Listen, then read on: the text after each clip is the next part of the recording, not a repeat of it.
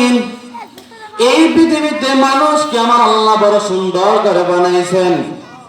আল্লাহ বলেন, লাকাদ খালাকনাল ইনসানা ফি আহসানি তাকওয়িম। পৃথিবীতে আমি আল্লাহ মানুষের চাইতে সুন্দর কাউকে বানাই না। এই মানুষকে আমার আল্লাহ পাক রব্বুল আলামিন কেমন সুন্দর করে বানাইছেন, এটা বোঝার জন্য আমি একজন ওলির কাতারে গেলাম, ওলির নাম নিলাম। বিশাল বড় একজন ওলির নাম হলো ইমাম গাজালি রহমতুল্লাহি আলাইহি। ইমাম গাজালি রহমতুল্লাহি আলাইহি আল্লাহর দরবারে এমন ভাবে জিকির করতেন, আল্লাহর কাছে তাওয়াত করতেন, কোরআন পড়তেন। পড়তে পড়তে পড়তে পড়তে বেহুশ হইয়া জমিনে পড়ে যেতেন। আমার ভাইয়া, ইমাম গাজালি রহমতুল্লাহি আলাইহির যুগে ইমাম গাজালি রহমতুল্লাহি আলাইহির চাইতে একজন আরো বিশাল বড় ডাক্তার ছিল, কিন্তু লোকটা হিন্দু ছিল, মুসলমান ছিল না। ওই লোকটা এমন অভিজ্ঞ লোক ছিল, আমার আল্লাহ তাকে কেমন গনিমত দিয়ে দিছে।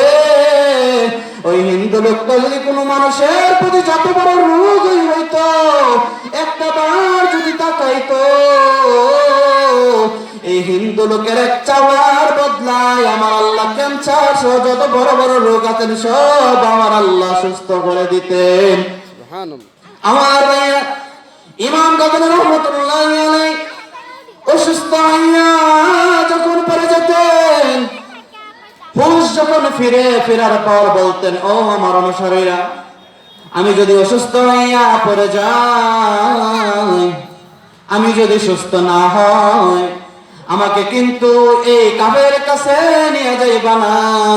কারণ তার ধর্মের পাওয়ার যদি বেশি হইয়া যায়, সে যদি এই গনিমত মানুষের সামনে দেখাইতে পারে, মানুষ ইমানের প্রতি দুর্বল হয়ে যাবে। আমার ভাইয়ের, আমার বন্ধুগণ, ইমানের পাশে আমার আল্লাহ নিয়েছেন, কোরআনের আমার আল্লাহ নিয়েছেন। এটা দমানোর ক্ষমতা কারো নাই। আমার আল্লাহ পাক রব্বুল আলামিন কোরআনের বান নিয়েছেন। যেমন নাকি ছোট বাচ্চা যখন বাজার বাবার হাতে ধরে রাখে, বাবাই বাজার টানে বাড়িতে যায়।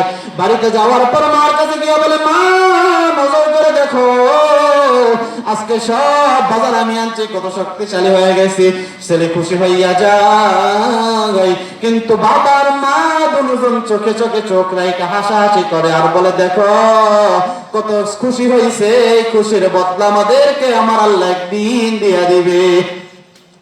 আমার ভাইয়েরা, আজকে আমি আর আপনি এখানে বয়ান শুনছি, মাহফিলে না আসি, পাশে বসে হলেও বয়ান শুনছি।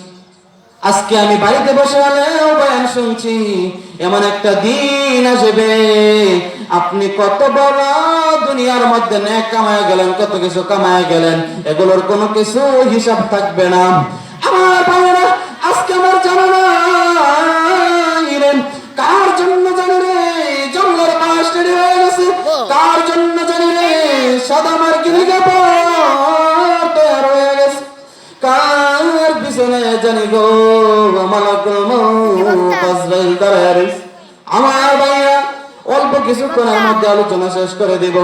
ইমাম গাজালি রহমতুল্লাহি আলাইহি এমন বড় একদিন অসুস্থ হয়ে গেলেন, তখন তার অনুসারীরা চিন্তা করলেন, আজকে যদি আমরা এতগুলা মানুষ যদি ইমাম গাজালি রহমতুল্লাহি আলাইহির মৃত্যুর খবর পাই, আমরা কিন্তু দুর্বল হয়ে যায়, মুসলমানের পার্টি কিন্তু দুর্বল হয়ে যাবে। আমার বাইরে দেখেন কিভাবে মানুষ, একদিকে মানুষ চিন্তা করে মুসলমানদেরকে হটাইয়া দিবার জন্য, একদিকে মানুষ চিন্তা করে মুসলমানদেরকে হারাইবার জন্য, আরেকদিকে চিন্তা করে মুসলমানরা ইসলামটাকে শক্তিশালী করার জন্য। আমার ভাই, আমার বন্ধুগণ, এটা শুধু আজকে থেকে না, 2025 সাল আজকে থেকেই না, এটা আজকে থেকেই না, আরো অনেক বছর আগে, 1400-1450 বছর আগে থেকে আমার নবী যখন ছিলেন, সেই সময় থেকে কাফেররা ইসলামটাকে দমায় দিবার জন্য চেষ্টা করছে, কিন্তু আমার নবীজি তা সুযোগ দেয় নাই, বরং এই কোরআনের বার, ইমানের বার আমার আল্লাহ নিয়েছেন। সুবহানাল্লাহ। আমার ভাইয়া, ইমাম গাজালি রহমতুল্লাহি আলাইহি একটা পর্যায়ে এমন ভাবে আহত হইলেন, অসুস্থ হইলেন, জিকির করতে করতে হুঁশ না পাইয়া এমন ভাবে পড়ে গেলেন জমিনের মধ্যে। তার অনুসারীরা চিন্তা করলেন, আজকে যদি হুজুরকে নিয়ে যায়, হুজুর সুস্থ হয়ে এটার বিনিময়ে আমার আল্লাহ বুঝে ইসলামটাকে শক্তিশালী বানায় দিবে। আমার ভাইয়েরা, ও বন্ধুগণ, সকল অনুসারীরা চিন্তা করলেন আজকে নিয়ে যায়, দেখি আল্লাহ কপালে কি রাখছে। নিয়ে গেল, নিয়ে যাওয়ার পরে এই ব্যক্তিটা চাইছে, সাথে সাথে রোগ ভালো হয়ে গেছে, তিনি সুস্থ হয়ে গেছেন, আবার মৃত্যু থেকে জীবিত হয়ে গেছে। আল্লাহু আকবার। এই চিন্তা দেখা তিনি এত বড় ওয়ালি, তিনি তার সাথে আলাপ আলোচনা করা শুরু করলেন। ভাই, আপনাকে আল্লাহ এত বড় ইয়া দিয়েছে, আপনি কি বিশ্বাস করেন আল্লাহ আপনাকে এত বড় গনিমত দৌলত দিয়েছেন? তিনি বললেন, আরে আমি তো বিশ্বাস করি, কিন্তু পরে এই আল্লাহর ওলি জিজ্ঞাসা করলেন, তাহলে আপনি এত বড় গনিমত কিভাবে পাইলেন? যে আমি একজন এত বড় বুজুর্গ, অহংকার করি না, তারপরে আল্লাহ আমাকে দিয়েও মানুষ সুস্থ করেন, আপনি চাওয়ার সাথে সাথে সুস্থ হয়ে যান। ও এলাকার মা বোনেরা, আপনারাও বয়ানটা শুনেন, আল্লাহ পাক হয়তো এর মধ্যেও কিছু গনিমত দৌলত রেখে দিবেন ইনশাআল্লাহ। তখন ওই হিন্দু ব্যক্তিটা জবাব দিয়ে বললেন, আহারে আল্লাহর ওলি, আজকে এখানে আমার কোনো কিছু করার নাই, স্বয়ং আল্লাহ করছে জানি, কিন্তু আমি আল্লাহর প্রতি ঈমান না আনার কারণ হইল, আমি আগে বলিনি, ওই হিন্দু ব্যক্তিটা বলেছিল আমি যে মানুষের কাছে চাওয়ার সাথে সাথে যত বড় রোগ থাক ভালো হয়ে যায়, আর কিছু লাগে না। এটার একমাত্র কারণ কি জানেন? এর একমাত্র কারণ হইল আমি মনের বিরুদ্ধে কাজ করি। বলে, এই যে মনের বিরুদ্ধে আপনি কাজ করেন, তাহলে আপনার কি মন চাইতেছে মুসলমান হইতেন? বলেন না। বলে, এই যে মনের বিরুদ্ধে কাজ, তিনি সাথে সাথে পড়ে নিলেন, লা ইলাহা ইল্লাল্লাহু মুহাম্মাদুর রাসূলুল্লাহ। আমার ভাইয়া, বন্ধুগণ, আমার মন চাইতেছে বন্ধুগণ সারা জনে বয়ান শুনে দে, কিন্তু আজকে সময় না, অল্প কিছুক্ষণের মধ্যে বয়ান শেষ করে দিব। আমার বন্ধুগণ, এই ব্যক্তিটা সাথে সাথে কালেমা পড়ে মুসলমান হয়ে গেল। মুসলমান হয়ে যাওয়ার পর কি কাহিনী জানেননি? আল্লাহ তো এভাবে ইসলামটাকে শক্তিশালী করে রাখছেন। আজকে মানুষ এমন কোন জায়গা নাই ইসলামটাকে দমায় দেওয়ার জন্য চেষ্টা করে নাই, এমন কোন স্থান নাই ইসলামটাকে দমায় দেওয়ার চেষ্টা করে নাই। আজকে ইসলাম দমানোর সুন্দর একটা কাহিনী আমাদের হুজুরদের মধ্যেও পরিকল্পনা চলে। একদিকে কোরআন আর একদিকে বিজ্ঞান রাখে, বলে কোরআন কি বলে আর বিজ্ঞান কি বলে, দুইটা সমন্বয় করে দেখি কোনটা বলে। আর বন্ধু, উসুলের মূলনীতি জানেন? উসুলের মূলনীতি যদি এমন হইতে পারে, কোরআন একদিকে রাখবেন, হাদিস আর একদিকে রাখবেন, দুইটাকে সমন্বয় করে যদি আমল করা যায় আমল করবেন, না হলে হাদিসকে ছেড়ে দিবেন, খবরে ওয়াহিদকে ছেড়ে দিবেন, কোরআনের উপরে আমল করবেন। কোথা থেকে বিজ্ঞান আনছো?